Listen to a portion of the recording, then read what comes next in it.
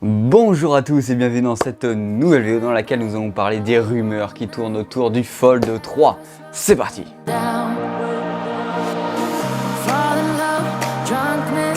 Alors tout ce qu'on va dire dans cette vidéo sont bien sûr des rumeurs et des entre guillemets leaks qu'on a entendus autour de ce téléphone. Nous allons bien parler du Fold 3, le successeur du Fold, un des téléphones les plus innovants de l'année. On a reçu très récemment des leaks de ce téléphone sur son design.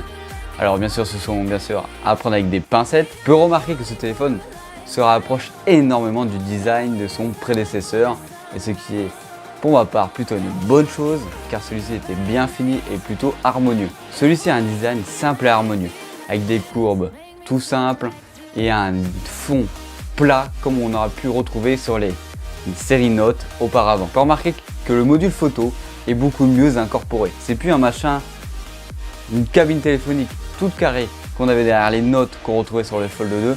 Celui-ci se rapproche plus d'un design de chez Sony. Je m'explique, c'est-à-dire avec les trois appareils tout simplement à la suite avec une petite bulle autour, ce qui se rapproche énormément des séries Xperia de chez Sony et qui est pour ma part une très bonne chose car j'étais fan de ces téléphones.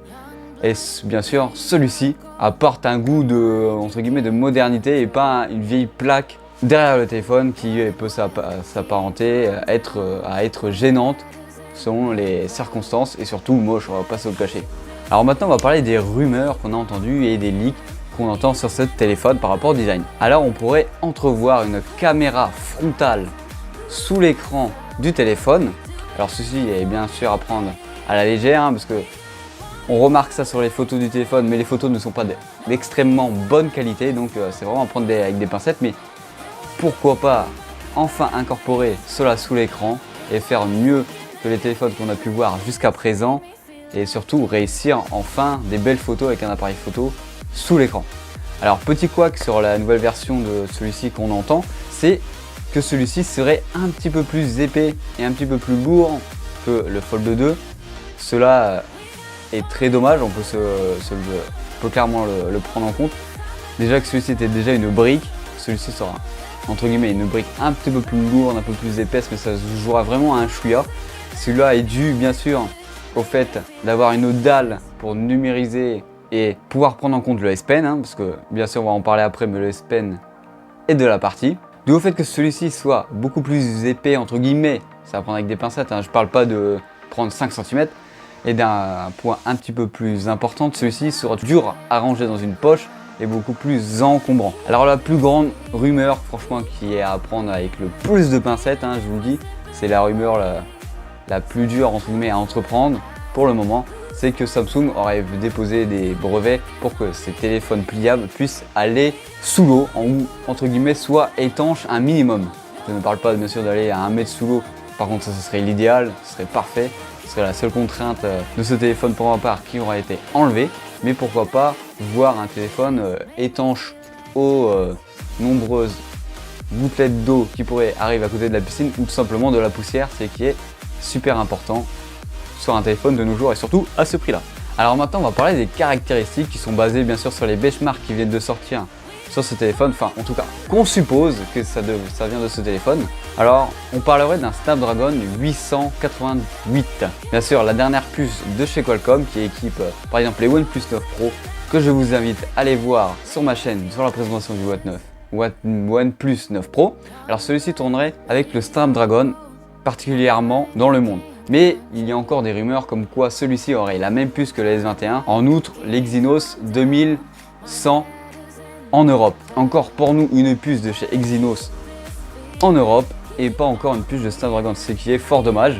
On aimerait bien avoir les Snapdragon, même si les Exynos ne sont pas à promouvoir comme des puces nulles à chier, ils sont très bonnes, mais pourquoi pas, ils gèrent particulièrement mieux la batterie et mieux l'interface de la plupart des téléphones. Pour les appareils photo de celui-ci, on n'a pas réellement entre guillemets, de stats qui nous sommes arrivés jusqu'à présent.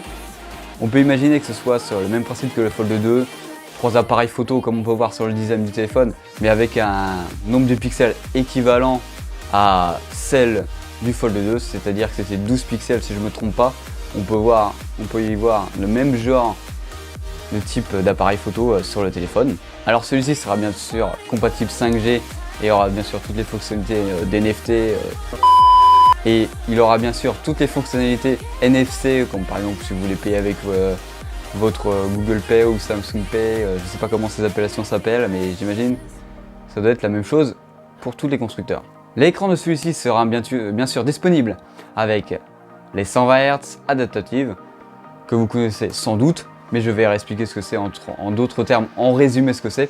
C'est bien sûr le fait que l'écran s'adapte selon le contenu que vous utilisez au nombre d'images. Par exemple, vous êtes en 120 Hz, c'est-à-dire 120 images par seconde sur votre écran, par exemple sur les jeux ou sur une vidéo YouTube, hop, il y a 120 images par seconde qui apparaissent. Mais par exemple, si vous êtes en train de lire un article, il n'y a pas besoin de 120 images par seconde, celui-ci se mettra automatiquement en 30, 60, selon son humeur pour économiser de la batterie. Maintenant, on va parler de la batterie. On y voit une batterie de 4275 mAh contre 4500 sur les Fold 2.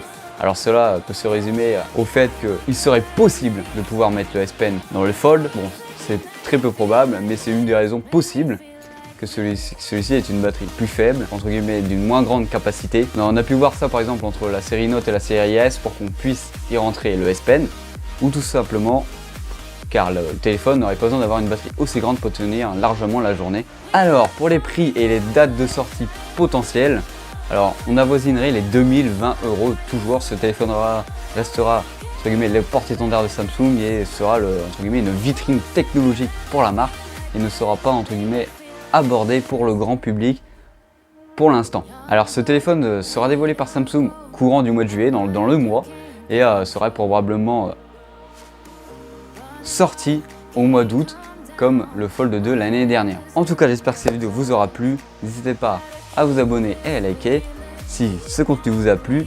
Et bisous!